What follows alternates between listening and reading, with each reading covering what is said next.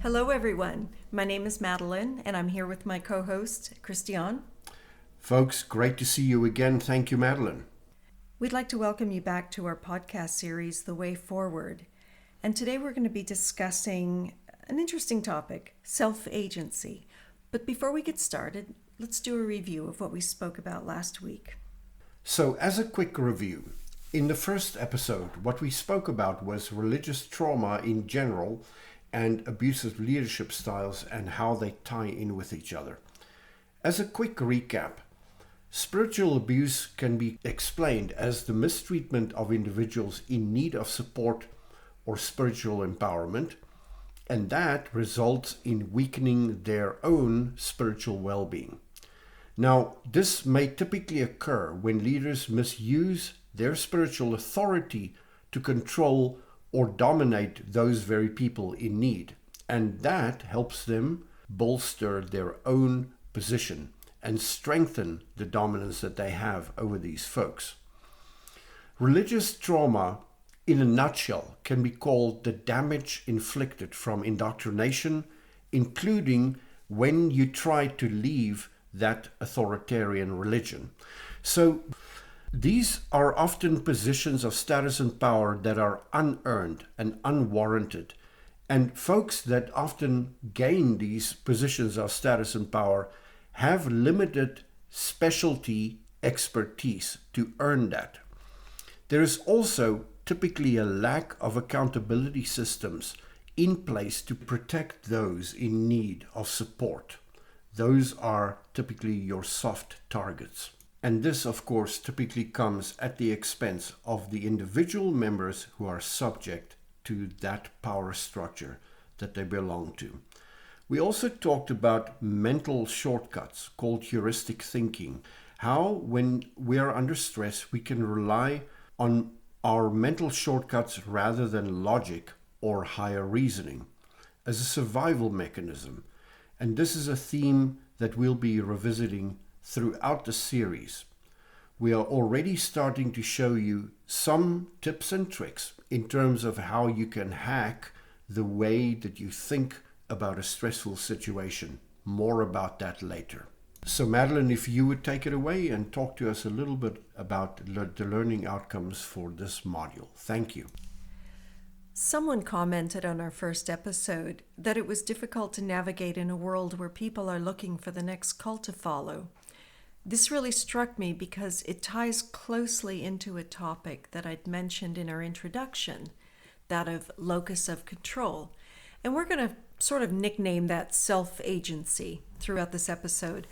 The topic is far-reaching, but today we're going to give you an overview so that it sounds familiar and it makes sense, but we'll be returning to it periodically in more detail.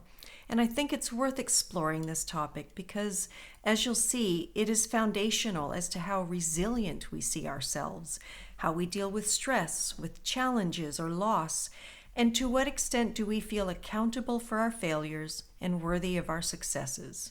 So if we take a quick look at the slide here, we see locus of control divided into either internal or external. Internal being having that sense of self-agency and self-sovereignty, versus external, where the individual feels at the mercy of external influences, both real and perceived.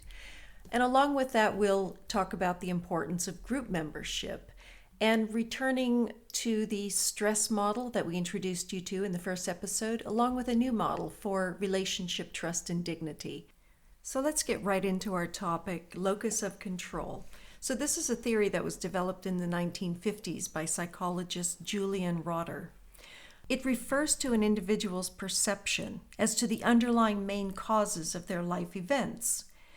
Locus is Latin for place or orientation, of which there are two. So we have internal locus of control or external locus of control.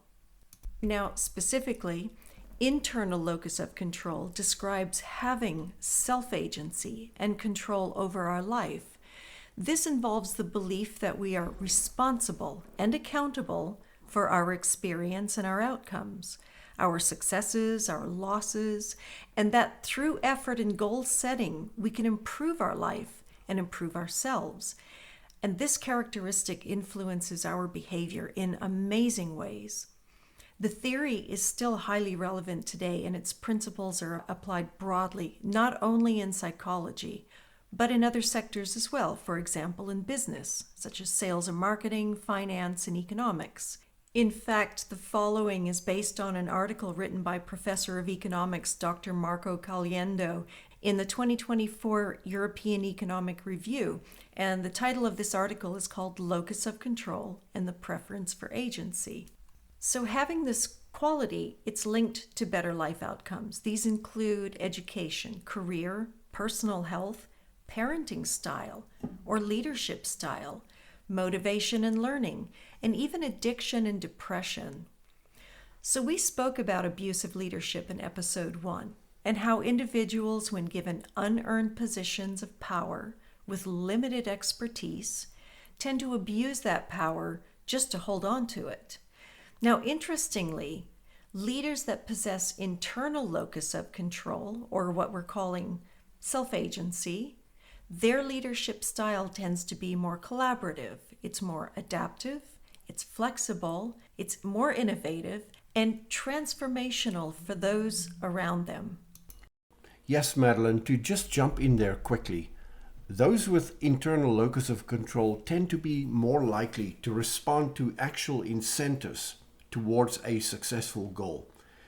And also, these individuals tend to have better resilience or coping skills, as they're called.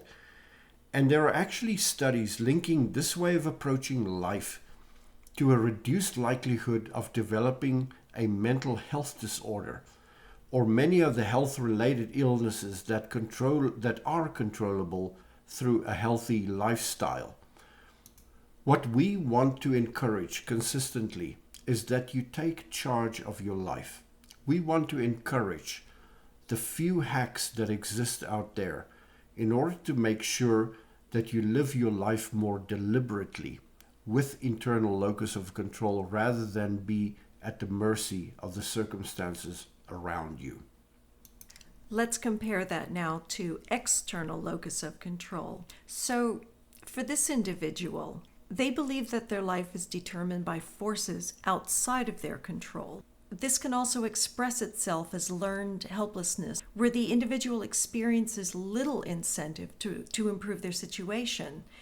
There is also literature suggesting that these individuals may be more prone to conformity and obedience when under social pressure, and this alone causes considerable anxiety, but understand they feel helpless to it.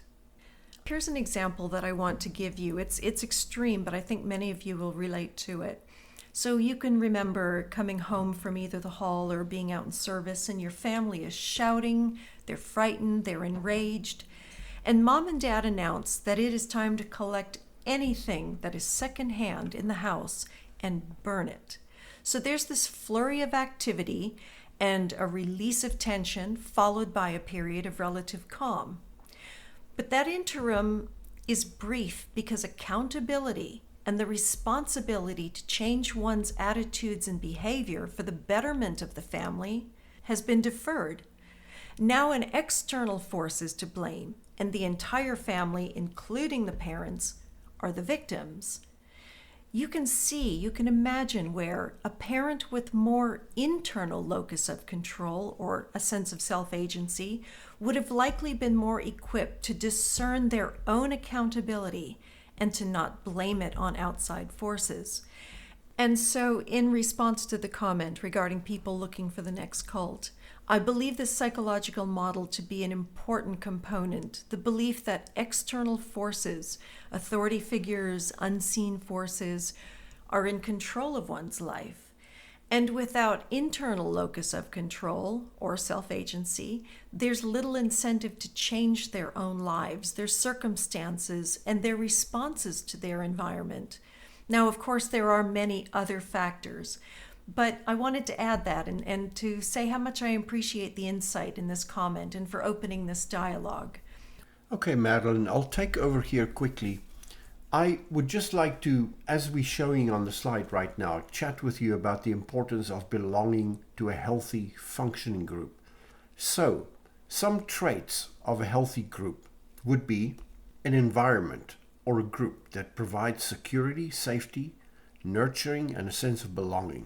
And this is all necessary for our physical and psychological survival. A group can help you form a personal identity because through the people that you associate with, you also discover and find yourself. And additionally, it can promote self-agency, which in actual fact then is an internal locus of control. So in the prior video, we showed how we need healthy, stable hierarchies so that, ideally speaking, families and societies can function efficiently and everybody can flourish. And the focus here is really on flourishing. These functioning groups are foundational to society and extremely important to our very physical and emotional survival. So let's look a little bit at what groups provide. Well, they provide security in the form of support, safety, caring, nurturing, and loving guidance. And we learn our place in the world, in part by the examples that we emulate, and from a very young age. And throughout our formative years, this contributes to our sense of identity. So you can see that an identity is formed over a period of time, and there's an arc of growth that's embedded in it. In a healthy, stable group, we should feel safe, loved, and honored. When children are allowed within consistent, healthy boundaries to learn lessons from the natural consequences of their mistakes and not to merely follow rules, this fosters self-agency. So, for example, having a chat with one of your children about something that they've done or not done, investigating with them what it is that are the natural consequences. In these ways, they can also see what they might have changed in order to have different outcomes. And that, in fact, is self-agency. These are things that you can keep in mind as you move forward with your own children and as you select new environments for them and reformulate their existing environments based on a new set of values. So there is some good news. You know, your internal locus of control, in whatever shape it is in, has helped you to get out and make it thus far. So you should own this as your badge of honor. We need to talk, though, about what you can do to increase your sense of self-agency and increase your presence in interactions, in conversations, in your relationships, and in life. And to do that, I'm going to quickly refer back to the stress model that we discussed the previous time. As you'll remember from our previous podcast, we discussed that the brain has a very certain amount of energy that it can afford to expend to keep everything running efficiently. And that is referred to as cognitive reserve. Now, stressful situations and ongoing chronic stress and fear, which is an extremely powerful stressor, all of those interfere with your brain's higher reasoning processes because stress demands a lot of its own mental energy. The question is, what is within your control and what can help you navigate? Can we identify the stressors that you could or would change that could help you define and develop self-agency? Maybe we can just quickly review the fact that you experience pressure or that you become hyper-vigilant or that your body reacts to a certain stressful situation. That injects a bunch of noise into your mind. No control over that. It is simply proof that you as a perfectly designed organism are functioning well to stress, right? But there are desirable behaviors and more desirable ways of thinking and speaking that we can use to hack this very stress cycle. And I'm going to get into that with you. We're looking here at what are some of the drivers that determine the health of a functional relationship. And if you can have a quick look at the slide in front of you, it makes two pretty bold statements. Number one, it says that in any interaction, you owe the other person dignity, and dignity is owed back to you. And then secondly, that over time, trust can be built. So the relationship can become deeper, more firm, more trust-based over time. But we often struggle with this issue, that if there's a confrontation, or if there's an undesirable interaction with somebody close to you, your question is, how do you protect mutual dignity for both participants? And if possible, can we set a productive conversational tone so that neither one of the participants feel that they need to take a defensive stance? So whenever I talk to my clients about this, I throw in the disclaimer, and I want to do it here now as well. You know, in 80% of the cases where you have a stressful interaction and you apply some of the ideas that I provide here, you can have a better outcome than previously experienced. But I also have to acknowledge that in maybe 20-30% of cases, the relationship is already so damaged and broken that almost nothing helps, or at least nothing initially helps. So I just wanted to throw that in because I like to be as realistic as possible, and I want you to read your own environment when you engage. I'm going to break out the scenario of stressful conversations into two buckets, basically. I want to chat with you about, firstly, if you know that you need to go and have a difficult conversation with somebody else. What are the sort of steps? What is the order of steps that can lead to something more productive as an outcome? And then I'm going to be chatting with you about when somebody comes and confronts you and you're the recipient of their unhappiness, their anger, their accusations, etc. So let's start first with outgoing. You going to speak to somebody else about something that you feel is really important. Folks, number one, you need to know verbatim how you will start.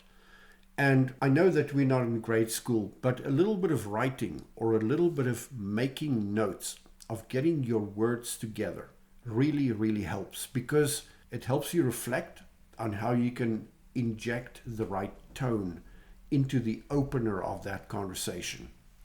So, for example, you might say to your spouse, I wanted to chat with you about something that is really important and something that I've noticed that causes you a great deal of unhappiness. So if we can sit down for 10 minutes or however long it takes, I want to chat with you a little bit about how we react to stress in front of the kids, right? So that would be a great example of just how you will start. The problem, whenever I talk to people about conflict management, the problem is that people don't have crucial conversations because they don't know how to start the conversation, because it is so unbelievably awkward. You need to go and think a little bit about the following before you start to have the conversation. Is there something in his or her behavior that you can credit? That you can say, you know, I can see that you're incredibly busy. I can see that you're incredibly stressed, yet you work as hard as possible. I can see that you mean well for the kids. You've got to first acknowledge something that the person is doing well, because otherwise, how will they listen to what it is that you're requesting them to change? The third point is we need to listen in order to learn, not in order to get ready for another gotcha in an answer. So truly listening means that you need to hear the person's whole perspective, even ask them more questions, let them completely unburden, because otherwise they feel defensive. They feel that they've got a stake that they need to defend. And then finally, we can possibly get towards a social transaction where it means that I can say, I can change this behavior or this approach. Would you in turn change that behavior or that approach? So I know that this sounds like theory, but we apply this in business communication, and negotiators actually apply this in really, really serious negotiation scenarios.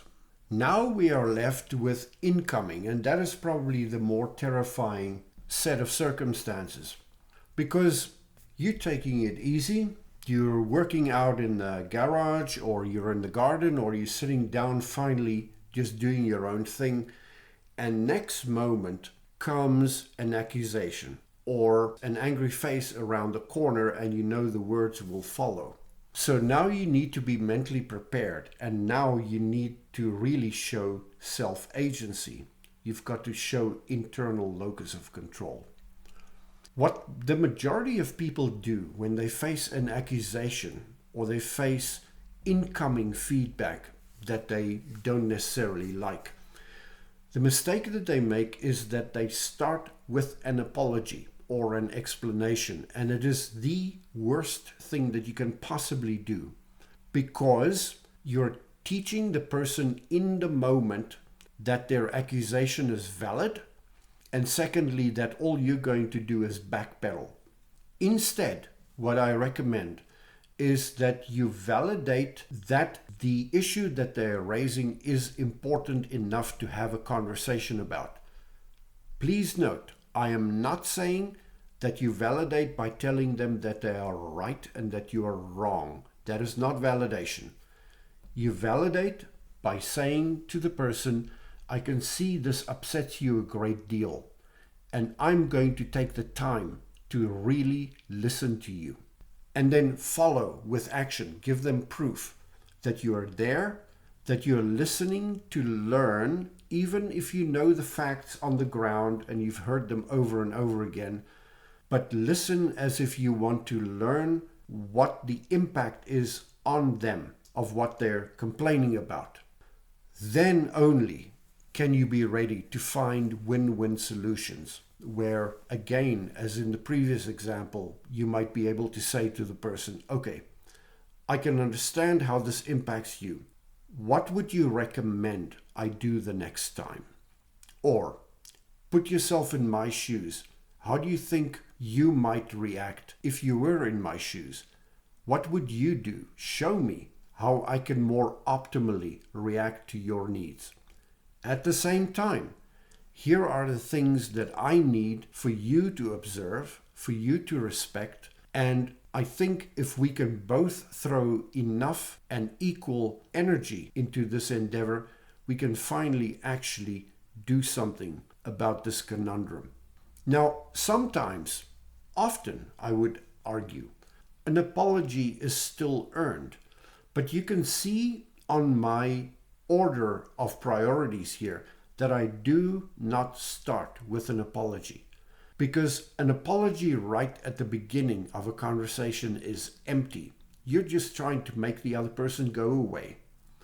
But if you've shown them that you're willing to walk the path with them, if you show them that you're trying to truly understand, and if you show them that you're actually trying to do the work, then apology seems to be much more appropriate and it's more authentic. No interaction should stop without agreeing on a social transaction. Here is what I will do. Here is what you said you will do. So that we can hold ourselves accountable to the social transaction that we've reached.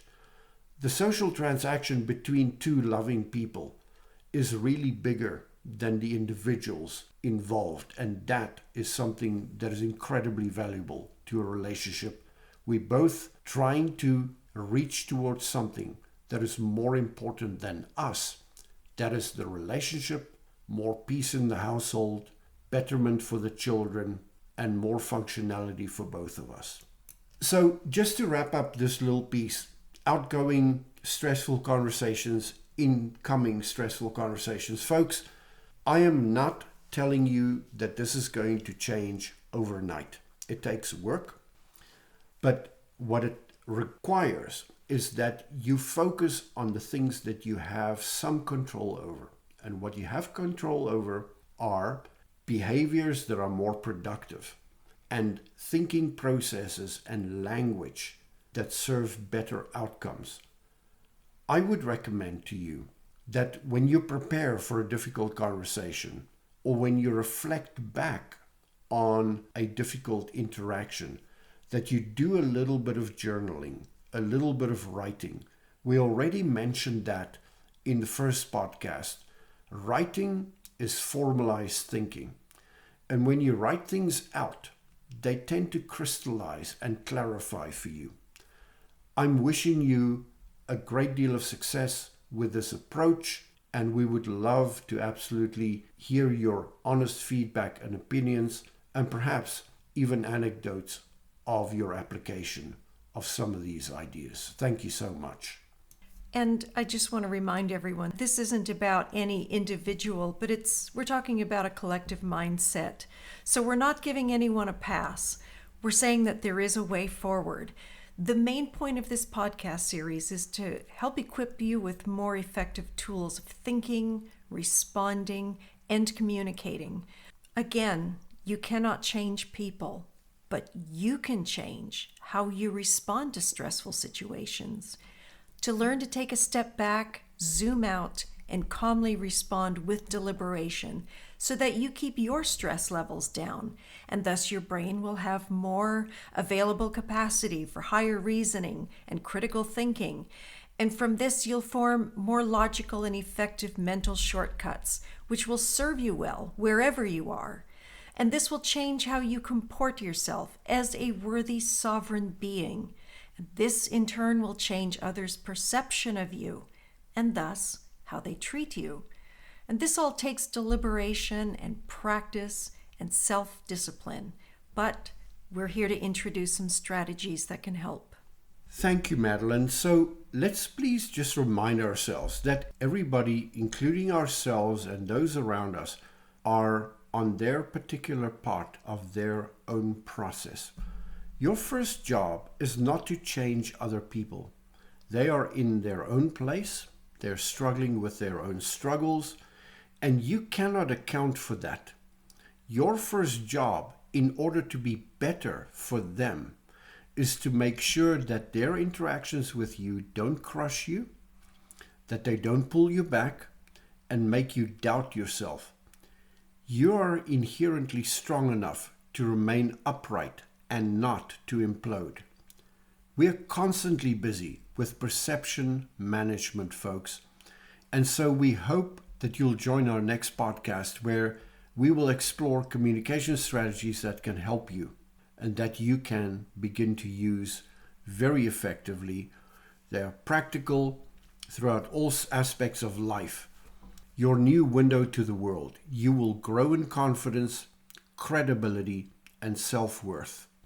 Although these principles are used in corporate settings, in training, conflict management, etc., they are based in human psychology, and for that reason, you can confidently apply them in personal and in intimate relationships. People want to be heard, they want to be visible, and to be taken seriously. And if you demonstrate those values through your actions, you are taking charge of the situation. Thank you, everyone, for joining us. We look forward to your comments or any questions you have. But most of all, we look forward to seeing you again. Take care, everyone. And we'll see you folks soon. All the best. Bye-bye.